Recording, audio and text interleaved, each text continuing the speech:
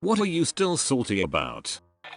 On a 4th grade math test we had to make a shape that had only 4 sides, 1 set of parallel lines, and only 1 right angle. There were probably more requirements, but I can't remember. I remember almost crying at my desk and spending 20 minutes on that one question while constantly telling my teacher that it wasn't possible, but according to her it was. And the next day we went over the answer key, and the answer had 2 right angles.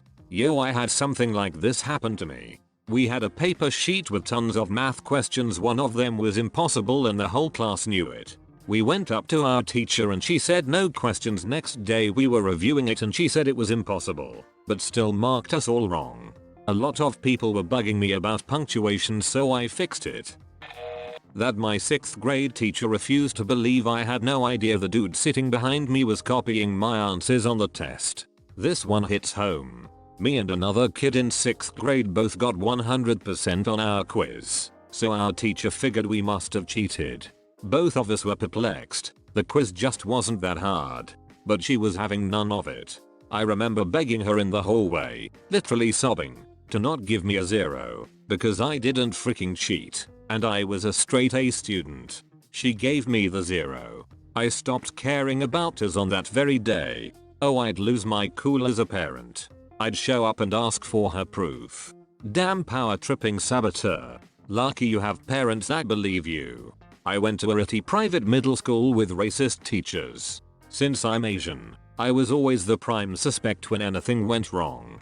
One time I got accused of yelling in front of the class, which literally never happened, and all of my classmates confirmed never happened.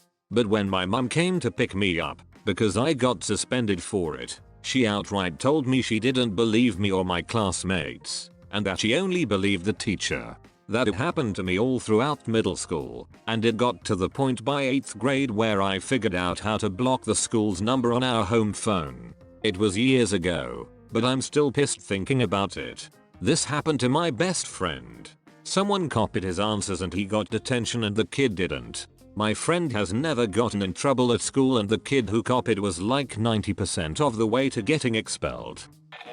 I was at a house party in college and we had to take off our shoes. Summit walked home in my leather knee-high boots and I've never gotten over it. What did you do? Wait until everyone had left, saw what shoes were left and wore those? Or did you go home shoeless? LOL. We need answers OP. Coming second in a school trivia competition 21 years ago.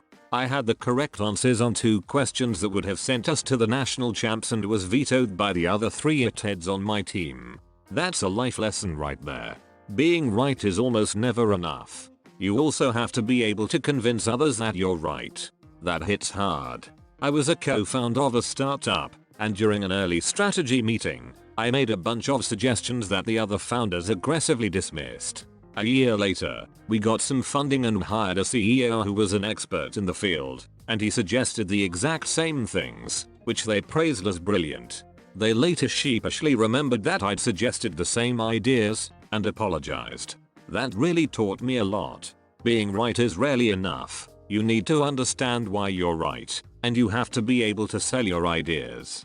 At least they apologized. Also, never give your best ideas easily. And when you do, make sure that gets registered somehow that you suggested that.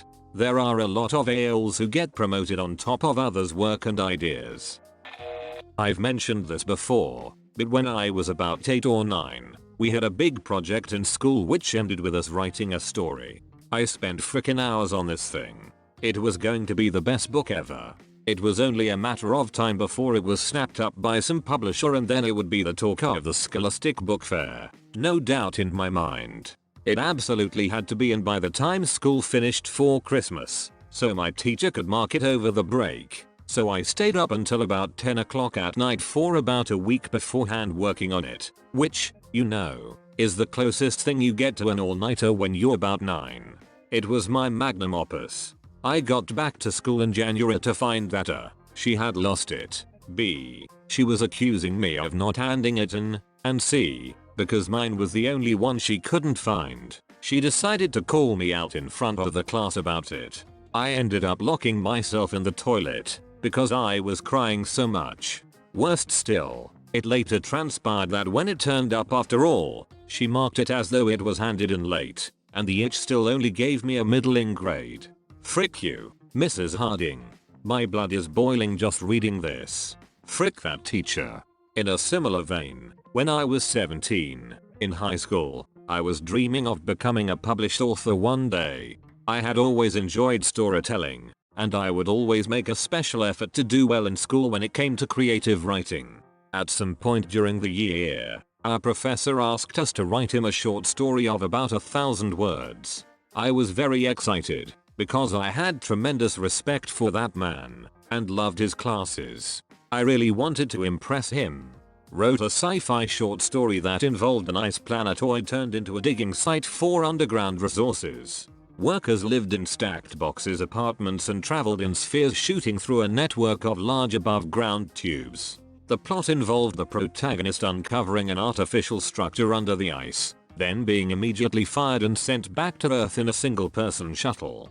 It was strongly implied that the single-person shuttle was just a way to dispose of workers who knew too much about what the corporation was really digging for. Anyway, it wasn't very good, probably a little derivative. I did consume a lot of sci-fi books, movies, games, etc., and nothing more than you'd expect from an average 17-year-old. But the professor handed it back to me without having even marked it, asking me to turn in another one on very short notice, this time without plagiarizing from some popular novel. I told him I didn't, asked what book he thought I plagiarized, because if a book told that story, I honestly wanted to read it, swearing the story was purely my own. I even admitted that I was likely influenced by a lot of things, but still came up with that one organically. He never heard my plea, never even named the book or gave me more of a reason why he thought so poorly of my work. Lost a lot of respect for him, and a lot of interest in his classes after that. I'm still pissed about it, and it's been over 20 years. This reminded me of what I'm still salty about. In 4th grade I was bored during the summer and had thought of an idea for a story. It was about a set of quadruplets that solved mysteries, lol, and my intent was to make it a chapter book. I wrote the first 3 chapters on our Windows 95 computer and printed them out and proudly gave them to my mum to read. She later sat me down and told me about plagiarism in 4th grade terms. I was so upset that she didn't believe that I wrote it that I gave up on the whole idea, and as far as I can recall, never did any creative writing outside of schoolwork again. Thanks, Mom. In elementary school, there was a pencil machine in the front lobby where you could get pencils for 25 cents. There were also special pencils that had stars on them. If you got one of these special pencils, you could take it into the office and get a prize. One day, I decided to get a pencil. I put in my quarter and out popped 2 pencils. And one of them was a special pencil. I went into the office and told the lady at the desk that the machine gave me 2 pencils and one of them was special. She proceeded to say that the machine shouldn't do that, took the special pencil, and didn't give me a prize. That was 19 years ago and I'm still pissed. People like that is why we lie. These types of events are how we learn to lie. We learn that telling the truth will eventually lead us to the special pencil being taken away from us. This makes me unreasonably mad. What kind of adult does this to a child? A friend told me that they only hang out with me when all of their other options run dry. No longer a friend, I hope. Or at least, not the kind of friend you depend on. No longer a friend, I hope. Well, only if all other options run dry. My sister got a brand new car for her 16th birthday. I got $20. That is bullet. I would be salty as frick. $20 is enough to buy a hammer. Or a good amount of pepper to balance the taste out. The fact that I spelled mayonnaise correctly in my 4th grade class spelling bee, but the teacher claimed I didn't and dismissed me. I had won in the 3rd grade, and proceeded to win in the 5th and 6th grades as well. The unfair disqualification in 4th grade ruined what would have been a 4-year streak.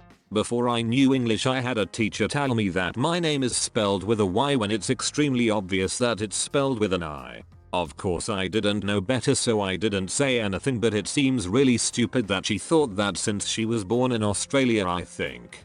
My mum told me she was wrong, but to me it was her word against her word. My name has a Q in it, but no U following it. English teacher tried to punish me when I said there's no U in my name. She spent most of the year intentionally spelling my name wrong until my parents complained. Why would she punish you? Even if you were wrong, that's no reason to punish. I am smarter than the children and a child can never correct me. It's disrespectful. Some teachers are just pathetic. My second grade teacher started dropping my grades after my Asian mother declined to bring the teacher fancy chopsticks for her hair. Want to be clear, some, not all. There are a few teachers and professors that are responsible for me being where I am today and the career I chose.